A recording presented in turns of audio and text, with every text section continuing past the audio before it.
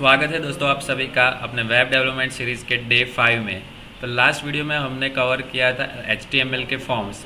तो उसके अंदर मैंने आपको सिखाया था कि फॉर्म्स के अंदर इनपुट कैसे डिफाइन करते हैं, इनपुट के अंदर टाइप क्या होता है, सबमिट बटन, फिर अलग अलग टाइप्स का यूज़ करके मैंने आपको एक लॉगिन फॉर्म बना के दिखाया था।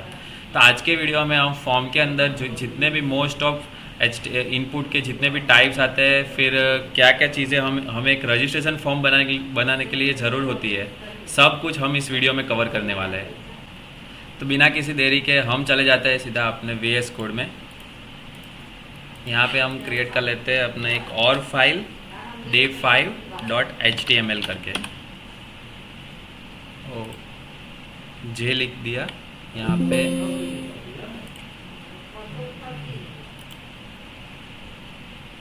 यहाँ पे रीनेम करना पड़ेगा हमें। यहाँ पे मैं कर लेता हूँ जे की बजाय, जे की जगह पे एच कर दिया मैंने। यहाँ पे पहले सभी फाइल्स को क्लियर कर लेता हूँ। day5.html यहाँ पे फटाफट हम एक HTML बॉयलरप्लेट डाल देते हैं, टाइटल भी लगा देते हैं रजिस्ट्रेशन फॉर्म करके, रजिस्ट्रेशन फॉर्म। तो फटाफट हम थोड़ा कोडिंग कर लेते हैं।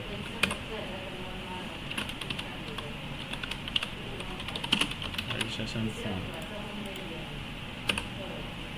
सबसे पहले हम एक लेबल बनाते हैं। यहाँ पे लेबल के अंदर मैं लिखता हूँ नेम, और उसके नेक्स्ट लाइन में नेम के लिए एक इनपुट टाइप बना देता हूँ। यहाँ पे अगर आपको प्लेस होल्डर डालना हो तो डाल सकते हैं, नहीं डालोगे तो भी चलेगा। क्यों मैं बताता हूँ आपको। सबसे पहले तो मैं लाइव सर्वर स्टार्ट कर देता हूँ अपना। तो यहाँ पे अगर आप प्लेस होल्डर नहीं डालोगे तो भी चलेगा। मैंने लास्ट वीडियो में आपको अच्छे से एक्सप्लेन किया था कि प्लेस होल्डर क्या है और किस लिए यूज़ होता है। प्लेस होल्डर यूज़ होता है यूज़र को इन्फॉर्म करने के लिए कि ये अपना कौन सा इनपुट टाइप है, यहाँ पे उसको कौन सी डेटा की, यहाँ पे उसको कौन सा इनपुट वैल्यू पास करना है। तो जबकि मैंने एक लेबल बना दिया है अभी नेम करके, तो उसको देख के पता चल जाए कि यहाँ से हम उसका नेम मांग रहे हैं। फिर यहाँ पे उसकी लेबल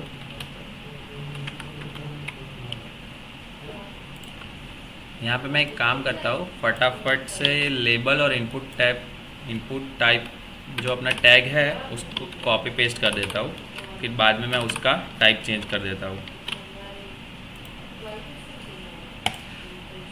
एक काम करते हैं, ये सबको एक नई लाइन से स्टार्ट करना है, तो ये सबके बीच में मैं BR टैग डाल देता हूँ। BR टैग यानी कि जो लाइन ब्रेक करता है। तो यहाँ पे अगर मैंने BR टैग डालूंगा तो यहाँ से ये लाइन ब्रेक हो गई और एक नए लाइन में चला जाएगा मेरा ये दूसरा जो नेम लिखा है इधर। यहाँ पे मैं ईमेल कर देता हूँ, और ईमेल यहाँ पे टाइप भी ईमेल कर देते हैं। इसका टाइप भी ईमेल हो गया। एक काम करते हैं, यहाँ पे 2 BR लगा देते हैं कि 2 BR लगाने से क्या होगा कि 2 लाइन्स ब्रेक होगी तो थोड़ी हमें बीच में स्पेस मिलेगी। तो हम सबके बीच में ऐसे 2 BR डाल देते हैं अभी के लिए, क्योंकि अभी हम क्या CSS का यूज़ नहीं कर रहे हैं। तो अभी हमें थोड़ा फॉर्म को अच्छा दिखाने के लिए सिर्फ BR टैग्स ही डालने पड़ेंगे। ओके, ईमेल नेम ईमेल हो गया। अभी हम उससे उसका पासवर्ड मांगते हैं कि पासवर्ड बताओ इधर। यहाँ पे टाइप पे लिख देता हूँ मैं पासवर्ड। यहाँ से हम उसकी बर्थ डेट पूछेंगे, तो लिख देता हूँ मैं DOB। यहाँ पे एक इनपुट टाइप आता है डेट पिकर या डेट करके, तो यहाँ पे एक डेट करके इनपुट टाइप है। तो हम सबसे पहले इनपुट टाइप डेट होता क्या है वो देख लेते हैं। यहाँ पे DOB करके एक इनपुट टाइप आया, जहाँ यहाँ पे लिखा है DD MM YYYY। तो ये एक फॉर्मेट है। यहाँ पे अगर मैं क्लिक करूँगा तो एक कैलेंडर ओपन हो जाएगा। तो यहाँ से हम अपनी बर्थ डेट सिलेक्ट कर सकते हैं। यहाँ पे मैंने 7 नवंबर 2002 सिलेक्ट किया, तो आप देख सकते हो यहाँ पे 7 नवंबर 2002 लिखा हुआ आ गया। तो इनपुट टाइप डेट का काम ये है कि यहाँ पे एक डेट पिकर जैसा काम करेगा। मतलब ये क्या करेगा, एक कैलेंडर ओपन कर देगा। ये हो गया हमारा डेट ऑफ बर्थ का लेबल। अभी हम एक और लेबल क्रिएट करते हैं एड्रेस के लिए। हम वहाँ से यूज़र को बोलेंगे अपना एड्रेस डाल, लेबल यहाँ पे हम डालते हैं एड्रेस, इनपुट टाइप टैक्स रखते हैं अभी के लिए नॉर्मल। तो यहाँ पे एड्रेस के लिए एक इनपुट टाइप आ गया अपने पास। लेकिन आप सबको पता है कि एड्रेस अपना लंबा, मतलब कि लंबा कंटेंट हो सकता है उसके अंदर ज़्यादा वैल्यूज़ आ सकती है। तो हम टैक्स का यूज़ करने के बजाय हम एक काम करते हैं, फॉर्म अपने को टेक्स्ट एरिया करके एक टैग प्रोवाइड करता है, टेक्स्ट एरिया। तो टेक्स्ट एरिया के अंदर, यानी कि अगर आप यहाँ से देखोगे टेक्स्ट एरिया में क्या आ रहा है, ऐसे हम इनपुट को बड़ा छोटा कर सकते हैं यहाँ से। तो बहुत सारे वेबसाइट में ये यूज़ होता है। यहाँ पे हम ज़्यादा मैक्सिमम कंटेंट, मतलब कि अपना वर्ड्स डाल सकते हैं, राइट। और इसकी जो हाइट विथ है वो भी हम मैन्युअली भी सेट कर सकते हैं। अभी हमने कुछ नहीं रखा, तो अभी हम जितना मर्जी उसकी हाइट विथ को कंट्रोल कर सकते हैं। जैसे कि मैं इधर लिखता हूँ इसके अंदर विथ, सॉरी इसके अंदर रोज़ आती है, मतलब कि रोज़ मान लो कि मैं 10 लिखता हूँ और कॉलम्स में लिखता हूँ 20। तो इसका मतलब क्या हुआ, कॉलम्स यानी कि उसकी हम विथ डिफाइन करें यहाँ से, रोज़ यानी कि वो कितनी रोज़, मतलब कि 10 रो कवर कर सकते हैं, यानी कि हम उसको बता रहे हैं कि इतनी हाइट है उसकी। तो ये डिफ़ॉल्ट इतनी हाइट हो गई। अभी इससे हम बड़ा छोटा भी कर सकते हैं इसको, पर मिनिमम हमने क्या किया, इनिशियल लेवल पे उसको बताया कि इसके अंदर इतनी कॉलम्स आ सकती है, यानी कि इतनी विथ आ सकती है इसकी, और इतनी इसकी हाइट है, यानी कि ये इतनी रोज़ बन गई। सपोज़ कि मैं रोज़ को कर देता हूँ 10 की बजाय 2, तो आप क्लियर डिफरेंस देख पाओगे। यहाँ पे 2 रोज़ जितना कंटेंट आ गया है, यानी कि मैं अगर कंटेंट लिखूँगा तो इनिशियली वो 2 लाइन के लिए ही रहेगा। अगर मैं इधर 2 की जगह पे 1 ही कर देता हूँ, 1, तो इसका मतलब क्या होगा, हमें ये इनिशियली 1 ही रो प्रोवाइड करेगा। फिर जो है अपना वो कंटेंट ऐसे नीचे आता रहेगा, पर हम विजुअली क्या एक ही देख सकते हैं। फिर हम इसको कर्सर से बड़ा छोटा तो कर ही सकते हैं, अपने हिसाब से कंट्रोल कर ही सकते हैं। तो ज़्यादातर एड्रेस के लिए टेक्स्ट एरिया होता है, इनपुट टाइप टैग्स भी यूज़ कर सकते हो, पर टेक्स्ट एरिया थोड़ा ज़्यादा बेटर रहेगा।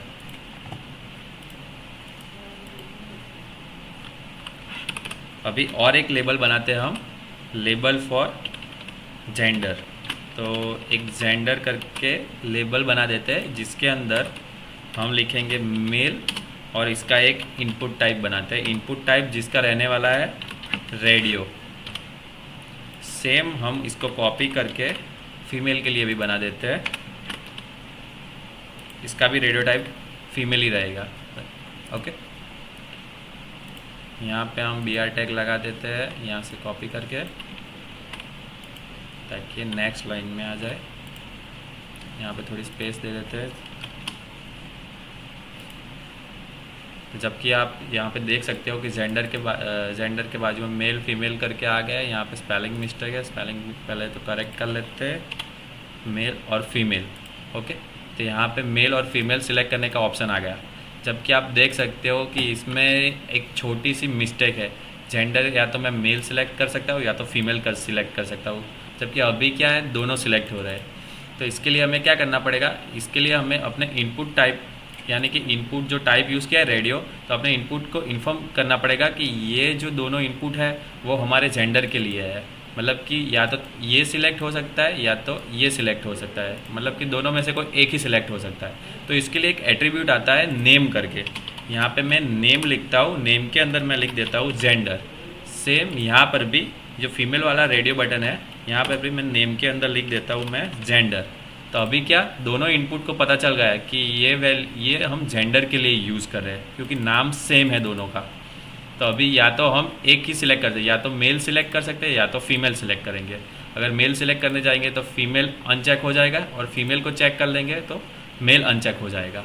तो अगर हमें ऐसी कोई कंडीशन चाहिए कि एक ही सिलेक्ट हो सकता है, तो हमें रेडियो बटन यूज़ करना पड़ेगा, समझ के। जबकि आपको कोई जगह पे मल्टी सिलेक्ट चाहिए कि हमें दोनों सिलेक्ट करने हैं, तो फिर आपको यूज़ करना पड़ेगा चेक बॉक्स। तो फटाफट चेक बॉक्स का भी एक मैं लेबल बना देता हूँ। मैं एक लेबल के अंदर लिख देता हूँ your favourite programming languages, your favourite programming languages. यहाँ पे मैं इनपुट टाइप अभी बनाऊँगा चेक बॉक्स के लिए, इनपुट टाइप चेक बॉक्स। अभी इसकी मैं वैल्यू कुछ रखता हूँ। सबसे पहले तो HTML तो अपनी मार्कअप लैंग्वेज है, तो इसको हम काउंट नहीं कर सकते प्रोग्रामिंग लैंग्वेज में, जो मैंने आपको पहले भी बता दिया था। एक है जावास्क्रिप्ट, फिर हम 3-4 और बना देते हैं ऐसे इनपुट्स। यहाँ पे मैं लिख देता हूँ पाइथन, और यहाँ पे अपनी आ गई सी लैंग्वेज। और एक बना देते हैं जहाँ पे मैं जावा का एक इनपुट टाइप बना देता हूँ। तो यहाँ पे आप देख सकते हो योर फेवरेट प्रोग्रामिंग लैंग्वेज के अंदर जावास्क्रिप्ट, पाइथन, सी और जावा आ गई। तो यहाँ पे चेक बॉक्स है, चेक बॉक्स हम मल्टी सिलेक्ट कर सकते हैं। अगर आपको रूल्स पता है या अगर आपने HTML अच्छे से पढ़ा है अपने स्कूल लेवल पे, तो आपको पता होगा कि चेक बॉक्स और रेडियो दोनों हम ऐसे चेक करने के लिए, वैल्यू चेक करने के लिए, सिलेक्ट करने के लिए यूज़ करते हैं। पर यूजुअली हम रेडियो बटन का यूज़ पर्टिकुलर एक चीज़ को सिलेक्ट करने के लिए करते हैं, जबकि चेक बॉक्स को हम यूज़ करते हैं मल्टी सिलेक्ट के लिए। तो ऐसे हम मल्टी सिलेक्ट कर सकते हैं, इसमें कोई बैरियर नहीं है। वो नेम वाला, जैसे कि मैंने इधर नेम डाला था ना, अगर देखो मैं अगर जेंडर है, इसमें नेम दिया था जेंडर, तो मैं इसमें से स्पेलिंग एक भी हटा देता हूँ। फॉर एग्जांपल मेल और फीमेल 2 था मेरे पास, राइट। अगर मैंने ये हटा दिया, कहाँ गए, ये मेरा मेल नाम, मेल के अंदर नेम है जेंडर, और इसके अंदर मैंने एक स्पेलिंग में लास्ट में से आर हटा दिया, तो अभी क्या होगा, दोनों इनपुट को नेम अलग अलग प्रोवाइड कर दिया, तो अभी क्या होगा, फिर से दोनों सिलेक्ट हो जाएंगे। तो आपको याद रखना है, जब भी आपको एक सिलेक्ट करवाना है तब आपको दोनों इनपुट टाइप रेडियो जो है उसके नेम सेम रखने होंगे। आई होप आप लोग समझ गए होंगे रेडियो और चेक बॉक्स के अंदर का डिफरेंस।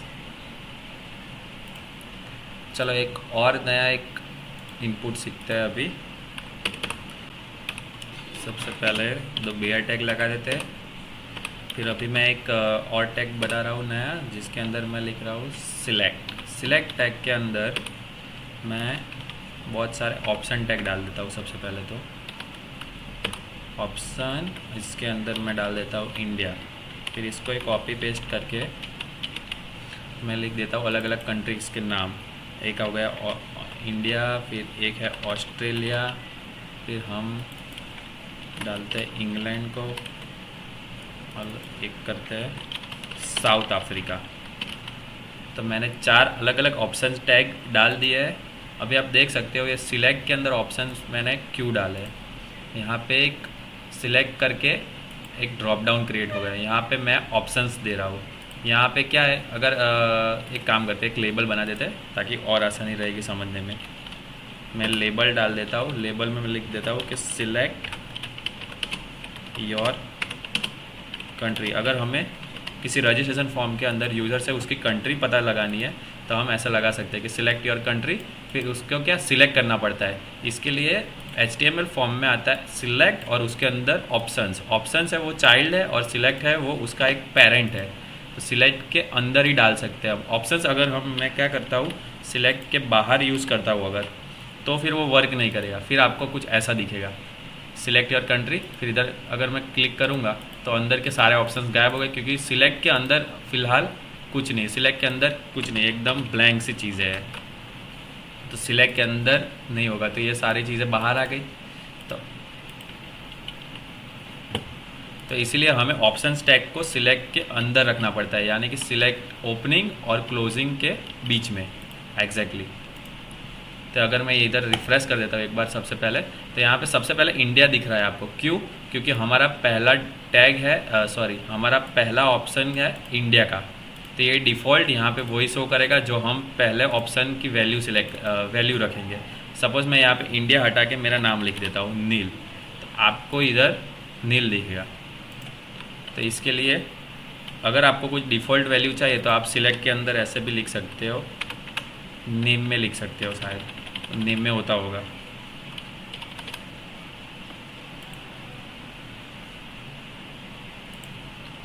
तो यहाँ से आप जो भी ऑप्शंस को सिलेक्ट करोगे उसकी वैल्यू यहाँ पर आपको शो करेगी। तो अगर यूज़र साउथ अफ्रीका से है तो वो साउथ अफ्रीका सिलेक्ट करेगा, उसको इधर साउथ अफ्रीका लिखा हुआ आ जाएगा, तो उसको पता लग जाएगा कि उसने साउथ अफ्रीका सिलेक्ट कर दिया है। ओके, तो आपको ये टैग भी समझ आ गया। ये है अपना सिलेक्ट ऑप्शन वाला टैग, ये हम मेनली ड्रॉप डाउन के अंदर कुछ ऑप्शन सिलेक्ट करने के लिए यूज़ करते हैं। और 2 BR टैग लगा देते हैं। और अभी हम जाते हैं अपने नेक्स्ट लेबल पे। तो एक और लेबल बनाता हूँ मैं, जहाँ पे लिखता हूँ मैं अपलोड योर फ़ोटो। आपने देखा होगा कहीं पर आपकी फ़ोटो, इमेज या डॉक्यूमेंट मांग रहे हैं कोई वेबसाइट पे, कोई फॉर्म के अंदर, तो यहाँ पे आपको फ़ोटो देना पड़ता है। जब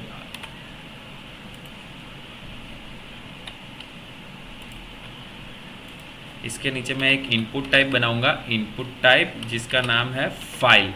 टाइप का नाम है फाइल। अगर मैंने इनपुट टाइप फाइल कर दिया तो यहाँ पे आपको कुछ ऐसा व्यू दिखेगा, अपलोड योर फोटो और choose file, no file chosen, क्योंकि अभी तक हमने कोई फाइल सिलेक्ट नहीं किया इसलिए ऐसा लिखा हुआ आ रहा है। तो जब भी मैं इसके ऊपर क्लिक करूँगा तो ये हमें क्या करेगा, अपने फाइल मैनेजर के अंदर ले जाएगा, जहाँ पे आप डेस्कटॉप या कोई भी अपने फाइल फोल्डर में जाके कोई भी इमेजेस को सिलेक्ट कर सकते हैं। जो भी हम इमेज सिलेक्ट करेंगे वो यहाँ पर हमें शो करेगी कि हमने ये वाली इमेज सिलेक्ट की थी। अगर मैं यहाँ पे सिलेक्ट करता हूँ ये वाला जिसके अंदर ऐसा नाम लिखा है कुछ, ये नाम आप याद रखना, लास्ट में 13 आ रहा है। अगर मैं यहाँ पे वो सिलेक्ट किया तो आपको वो फाइल सिलेक्ट होकर मिल गई। इसकी जगह अगर मुझे कोई दूसरी फाइल करना है, जैसे कि इधर 12 नंबर है, मैं इसको सिलेक्ट करता हूँ तो यहाँ पे आपको 12 नंबर मिल रहा है लास्ट में। तो आपको ये नाम के थ्रू पता चल सकता है कि आप कौन सी फाइल अपलोड कर रहे हो। ओके, तो ये चूज़ फाइल का ऑप्शन कब आएगा, जब आप अपने इनपुट टाइप के अंदर फाइल नाम ऐसे लिखोगे। अगर फिर डिफ़ॉल्ट टैग्स था वैसे लिख दोगे, हम वैसे लिख देंगे तो यहाँ पे आपको सिंपल टैग्स के फॉर्म में ही दिखेगा। तो इसके लिए अगर आपको फाइल या डॉक्यूमेंट्स अपलोड करवाना है यूज़र से, तो आपको इनपुट के टाइप का नाम रखना होगा file, input type file. Okay, और लास्ट में हम बना देंगे एज यूजुअल एक सबमिट का बटन, BR टैग, फिर हम बना देंगे एक सबमिट का बटन जिसका टाइप होगा सबमिट, टाइप है सबमिट, और यहाँ पे लिख देंगे हम सबमिट, मतलब कि ये रजिस्ट्रेशन फॉर्म है तो यहाँ पे हम डेटा यूज़र से सबमिट करवा रहे हैं। Okay, submit. तो आई होप आपको रजिस्ट्रेशन फॉर्म कैसे बनाते हैं वो समझ आ गया होगा। ये क्या अपना जस्ट एक स्टार्ट है, यहाँ पे हम HTML के थ्रू सीख रहे हैं कि कैसे कैसे चीज़ें इम्प्लीमेंट होती है। ये क्या हम खाली स्ट्रक्चर सीख रहे हैं। आपको पता ही है, मैंने पहले भी बताया था कि HTML से हम स्ट्रक्चर्स ही क्रिएट कर सकते हैं। अभी जब हम इसके अंदर अपने CSS को इम्प्लीमेंट करेंगे तभी हम अपने फॉर्म को और अच्छे से और अच्छे से विजुअल इफेक्ट दे सकते हैं कि यूज़र को फॉर्म दिखने में अच्छा लगे और एक स्टाइल के साथ आएगा फॉर्म, स्टाइलिंग दे सकते हैं हम। तो हमारा रजिस्ट्रेशन फॉर्म बन के रेडी है। अगर आपको इनमें से कोई भी इनपुट्स के अंदर कुछ भी डिफ़िकल्टीज आ रही है, लाइक रेडियो बटन में कुछ गड़बड़ आ रही है, लाइक जैसे मैंने आपको सिखाया कि नेम दोनों के सेम रखने पड़ेंगे इनपुट के अंदर, ये वाला कहाँ पे था, यहाँ पे, कि इसका भी जेंडर रखा, इसका भी जेंडर, तो मेरा क्या या तो ये सिलेक्ट होगा या तो ये सिलेक्ट होगा। लेकिन बिगिनिंग लेवल पे अगर आप कोड कर रहे हो तो आपको देखने में तो ऐसा ही लगा कि मैंने सही कोड किया है, पर जब वर्क करेगा तो आपको लगेगा कि दोनों क्यों सिलेक्ट हो रहे हैं, जबकि मैंने तो वीडियो में देख के सही कोड किया था, फिर भी कुछ गड़बड़ आती है आपको। तो आप एक काम कर सकते हो, हमें स्क्रीनशॉट के साथ भेज सकते हो अपने डाउट्स क्वेरीज को। मैंने डिस्क्रिप्शन में अपने गुज्जू प्रोग्रामर्स का अकाउंट, इंस्टाग्राम अकाउंट दिया हुआ ही है, तो आप वहाँ पे हमें मैसेज कर सकते हो या कमेंट भी कर सकते हो। आज के वीडियो में इतना ही, मिलते हैं अगले वीडियो में। तब तक के लिए गुड बाय, हैप्पी कोडिंग।